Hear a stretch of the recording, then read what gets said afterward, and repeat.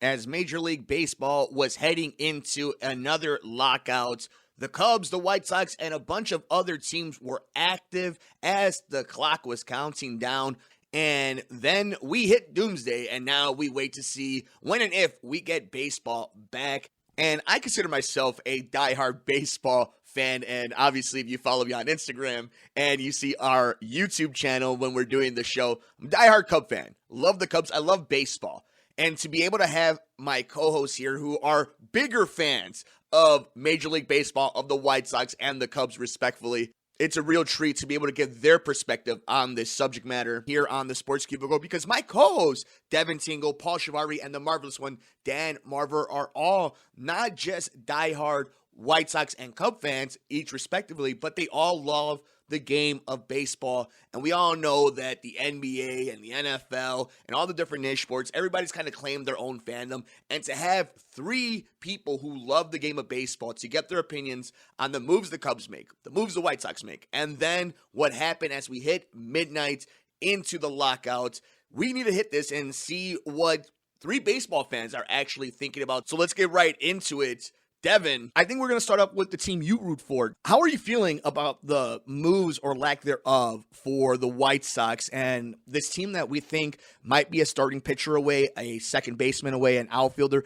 a couple of plug-and-play pieces, but needing some pieces? What were your thoughts about the White Sox inactivity? I mean, I don't think there was really any inactivity. They did re-sign Leury Garcia. They picked up that reliever from Houston, and they signed Martinez, starting pitcher, to a 1-year single-A deal. So I don't know what you're talking about lack of inactivity, Mercado. I mean, there were some minor moves there, and it was like on a ticking clock because December 1st was looming, so it made it difficult. I mean, some moves were probably done, like we'll get to the Cubs move, where they're maybe overpaid because they wanted to get it done before the lockout.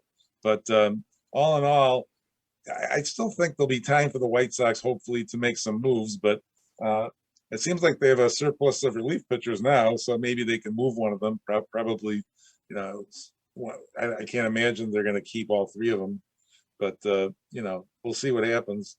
So, I mean, their core is still there. I mean, I think they really kind of need a second baseman too, don't you think? Yeah, they had one, didn't they? Yeah, well, I mean, they had one, yeah, and now they don't. Yeah. So as far as I can tell, I don't know who's going to play second base, so that's a need. And like you said, the outfield, and they have a decent rotation. They seem to have a bullpen, so I don't know. I mean, it seems to me as though they have all the pieces in place, and a little, here and there, a little bit of this and that might be enough because they're close. I mean, I think they're close to being a legitimate championship team. They didn't really have to address too much this offseason. Yes, they need a right fielder. They need a second baseman. Their starting pitching could be improved. They definitely need some bullpen help. We know that they were going to bring back Kimbrel, and the worst case scenario is that they bring back Kimbrel, but he's now a good trade asset. We've talked about that. So we'll see what they end up doing once they're allowed to do things, but I wasn't really surprised at the lack of activity, because we've talked about it for years that they have a great core in place that's ready to win now. And of course, there's still moves that they can make down the road before the trade deadline to really get themselves in gear for an October run. So do you think it's more a thing of how optics look, that they didn't go get a Max Scherzer, that they weren't in on some of these bigger names, a Carlos Correa? Do you think it's more of an optical thing for White Sox fans or baseball fans, that it seems the White Sox really haven't done much? Because they do need help at the front end of their rotation. And obviously with this lockout ahead of us, you don't think that it kind of has that feeling as if they hadn't made a big move, because those are moves, but we wouldn't say they're huge moves. There's still time after the lockout to go and chase whatever right fielder they need or whatever second baseman they feel that they can get. They did bring back Leury Garcia, which was no surprise there, so that at least fulfills those two spots of right field and second base. Now you have to find the guy that plays the other position that Leury is not playing. They could go out feasibly for a Chris Bryant, but this organization doesn't strike me as one that's going to spend that type of money. But if they were to spend that type of money, I think they're going to hold out for a player that they think is worth signing for that amount of money. And that's where a player like Bryant is really kind of an intriguing player, because we've seen the track record of he can be an MVP in this league. He's been fairly clutch when he's healthy, even in recent years. But how would he be received on the South Side? So, I think they're going to stick with the pitching staff that they've got. I wouldn't be surprised if they bring someone in on a minor league deal like they have in the past with, Ross Detweiler or Gio Gonzalez. I don't know who they would go for necessarily this time around. Shelby Miller comes to mind, but I'm not exactly pushing for that. Be it Scherzer or Correa has to want to come to the White Sox. Right. So that might be another issue. I mean, there's talk about Correa, talk to Baez to find out how the Cubs treat him and blah, blah, blah. So maybe that might be a place where he would come. So it's hard to say, but Scherzer, didn't seem like the White Sox were ever in the hunt for that. Right now their starting rotation is pretty solid. And it seems to me as though they just need a tweak here and there. I mean, honestly, like I say, their rotation is good. They have a decent bullpen, and their starting lineup is strong. Like I say, another outfield or second baseman, but the other positions are pretty solid, aren't they? My big thing is what are the White Sox going to do? Because it's pretty clear Michael Kopech is going to be moved from the bullpen to the starting rotation if Carlos Rodon doesn't, get signed by some, lesser free agent deal. I don't think it's going to happen. I got a huge feeling he's going to go to the Angels or some other team that needs starting pitching. But I do feel the thing is, unless they're going to trade Dallas Keuchel, I don't really see any moves being made by the White Sox in the starting pitching game, because as we've learned from the White Sox 4 years ago, they don't go after the big name pitchers. Like when Garrett Cole is a free agent, I think the White Sox even made it clear, like, we're not going to spend, $350 million on a starting pitcher. And again, that's just, through my history of being a fan of the team. Do I think it would have been nice to see them go after Max Scherzer? Absolutely.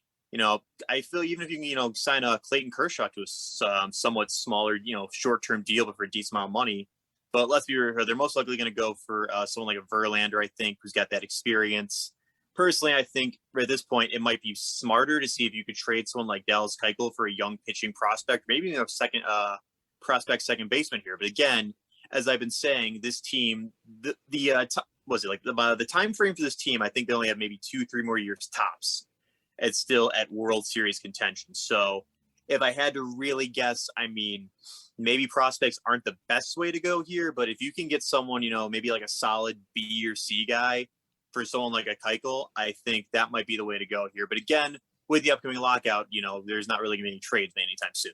And I think it's just all about staying healthy, right? This team was a team that battled a lot of injuries, battled a lot of turmoil because of what was going on initially with the hiring of Tony and kind of the choppy waters throughout the season. But they kind of came into shape even with all the injuries, and it'll be fascinating to see how the White Sox kind of play this out when they get back to baseball. And we'll get to when and if they get back to baseball. Wow. But your initial thoughts, your reaction when you saw, as we were getting closer and closer to that lockout time, that Marcus Strowman, a really prized pitcher that, of course, wasn't the big name in the free agency market, but one of the guys that came in a really nice contract when you're looking at, 3 years, the third year being the option, $75 million total for a guy that's going to be on the top end of your rotation. Your thoughts on that surprising move?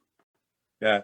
Well, they had money to spend. Mm-hmm. I think they overpaid, but yet maybe they're trying to get lightning in a bottle again. Mm-hmm. Kind of like Lester was a key to their rotation when they went through the first build up to the 2016 championship. So maybe that's the model where they're going to have some young people like Crow Armstrong, perhaps, who they got for Baez.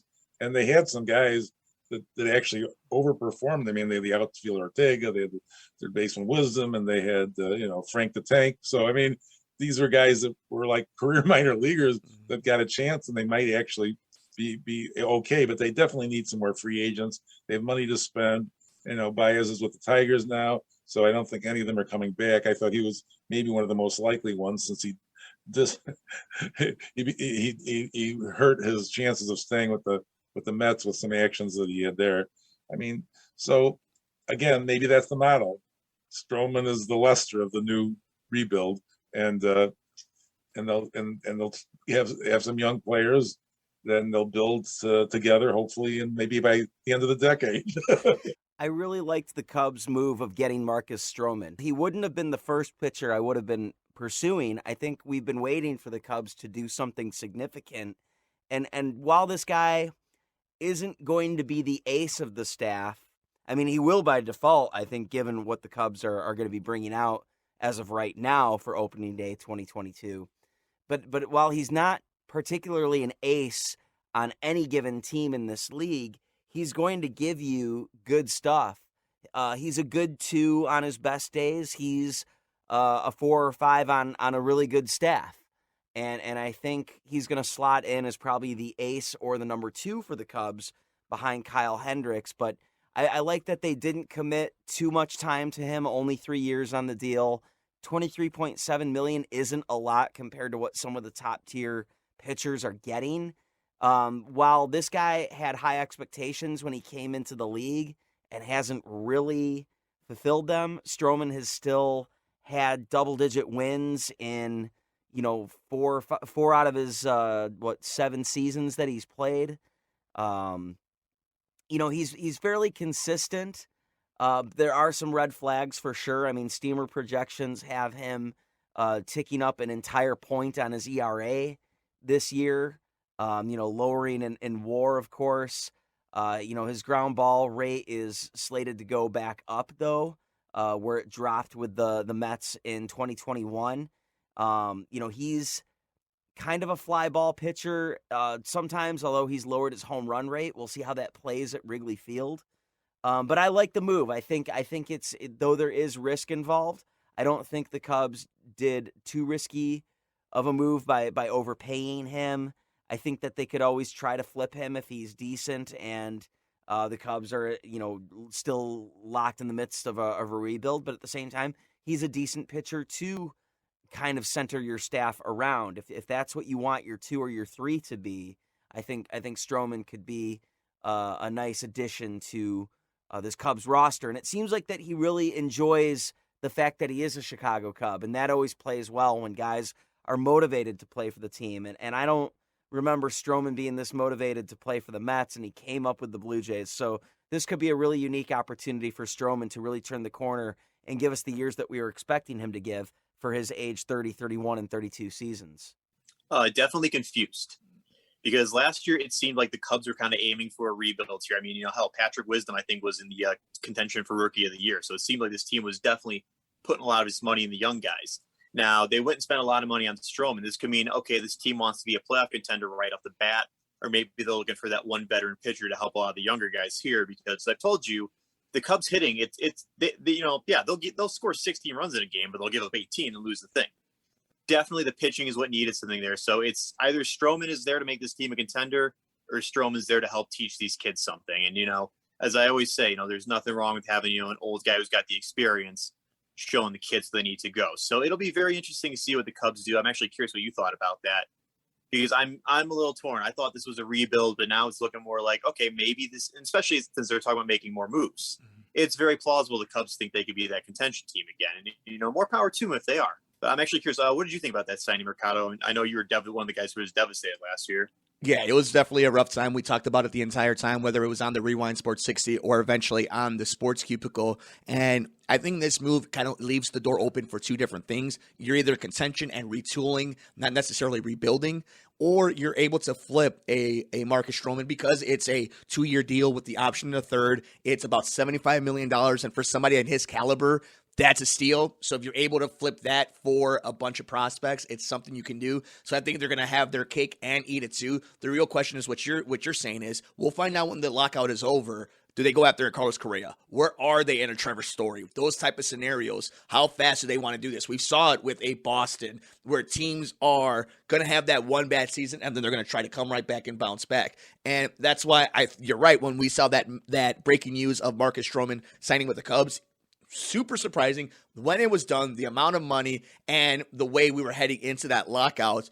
But it's going to be interesting, like you said, when everybody comes back, how serious these 2 organizations are moving forward. And we've been mentioning the lockout this entire time, and it's going to be something we talk about here on the show a bunch. And we'll start off with you, Devin, in this case. Thoughts on the MLB lockout? as much as I am huge pro union, it's very weird a union where the minimum salary is $1 million per player. It's just kind of a little weird right off the bat. I mean, this is the first lockout since 94, 95. And, there's talk that this, again, we talked in 2020, well, not on the air, just kind of busting our thoughts, we want to have a season then. And it's like, here we go. It's like, if they can't get their thing together, there might not be a season this year. And there's a lot of talks, I took my notes here, pretty much others saying like the old methods like of ending these lockouts and these player negotiations, it's not going to work this time around here. So it's going to be interesting to see what they're going to have to do here. Rob Manfred says, he's like, we can't use the same old playbook. And it's like, clearly you can't because it's not working here. But again, I'm trying to figure out what the answer is here. And yeah, there are certain things that they want that I'm not sure they're ever going to get. Like the MLB, the owners are trying to make it so you can't tank anymore. I'm like, you can never prove a team's tanking. Sometimes they're just bad.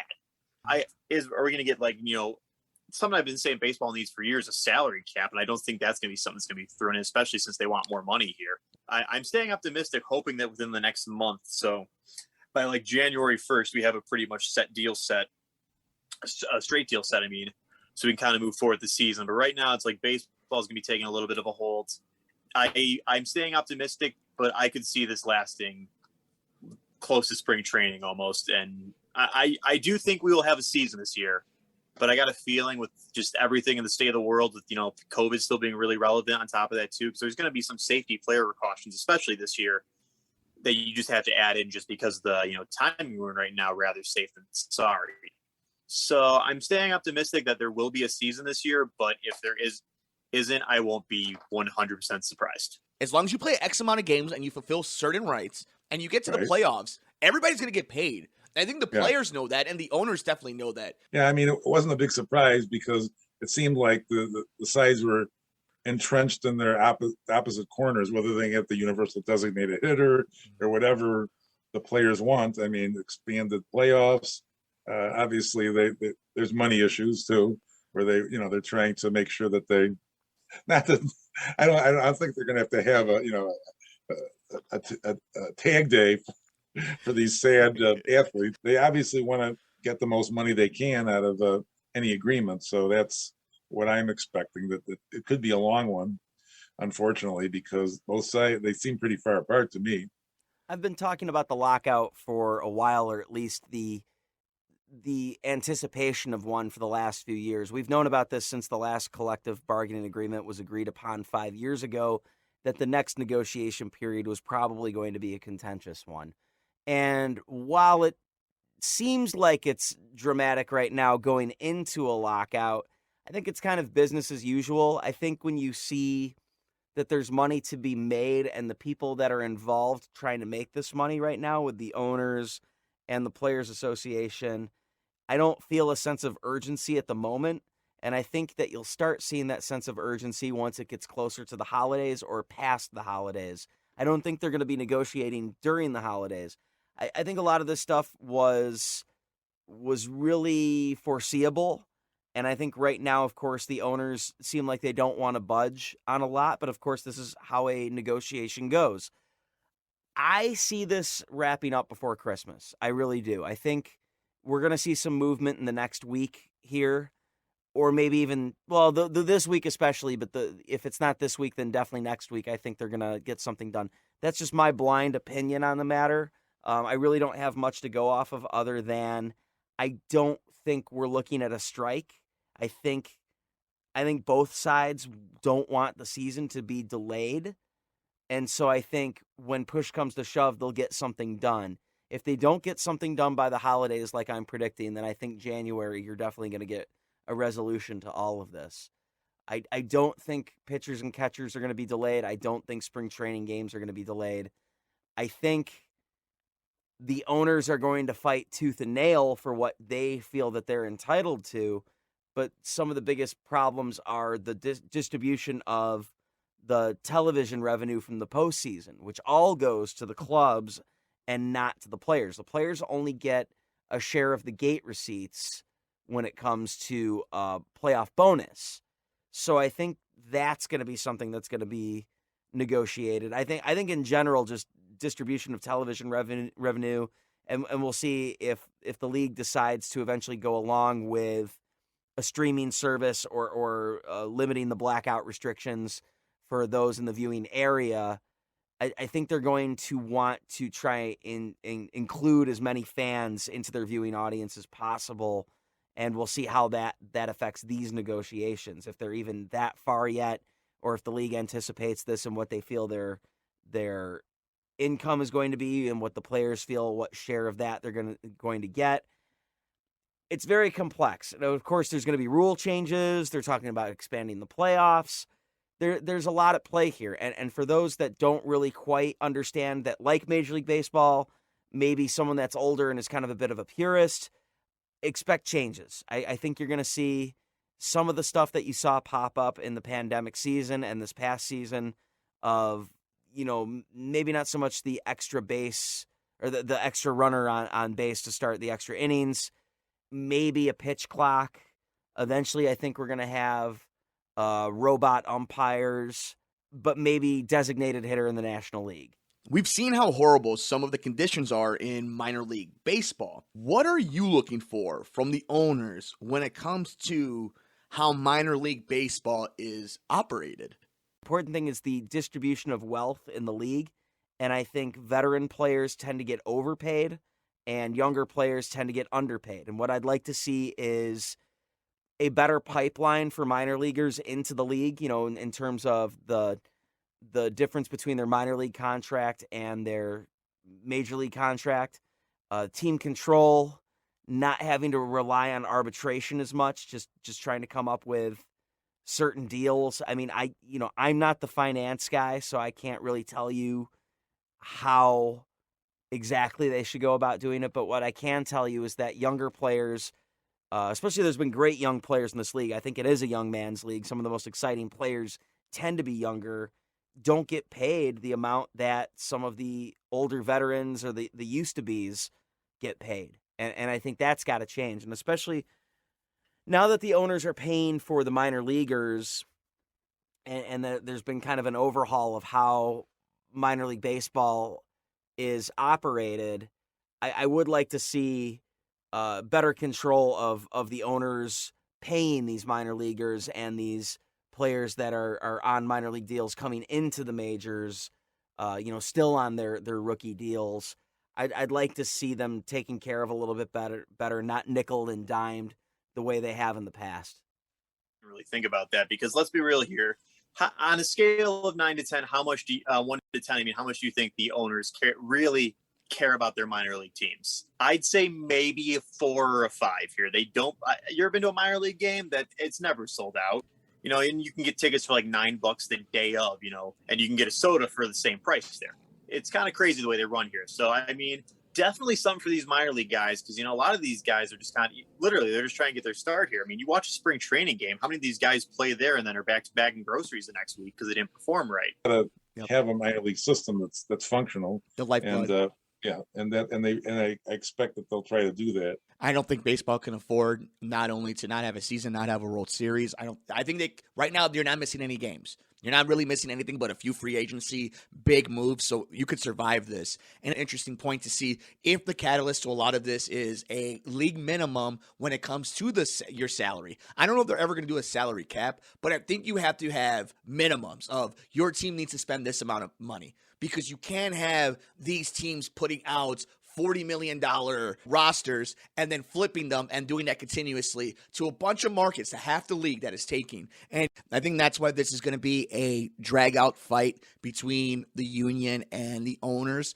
And I think optic-wise, even if you side with owners or you side with players, you side with the billionaires or the millionaires, right now, the optics of what baseball did by taking away the likeness of these players on the websites and just the pettiness of that letter that was sent out, that we spent so much money heading into this lockout and the players want more. But it's like, yeah, that was also a strategic move by you to make a bunch of these moves right before the lockout to say, look how much money we spent. So let's just hope that the owners take care of what is the lifeblood of their conglomerate, of their organization, of what brings them their wealth, and that is the minor league system, and the players are going to come up and become stars for them. They're going to sell jerseys and video games for them. And then let's not forget how much a minor league, while Dev mentioned it, that maybe they don't sell out every game, but how important to some town, to some small towns, minor league baseball is. So invest in that, Major League Baseball. And to the players, make sure you look out for your own. And make sure you're looking out for the quote-unquote little man. And both sides, be adults and meet in the middle and get this done, because the only people who are affected are the ones not making any money and the fans. But we want to know your thoughts. Let us know. What did you think about Marcus Strowman signing with the Cubs? Are you excited about the White Sox, the moves they made before the lockout? Are you even more excited about what potentially could be around the corner? Your thoughts in general about the lockout. When are we getting baseball back? Follow us on Twitter at Sports Cubicle TV. We got a lot more coming up next here on WCPT 8:20 a.m. You're tuned into the Sports Cubicle with Devin Tingle, Paul Chivari, Dan Marver. I'm Mike Mercado.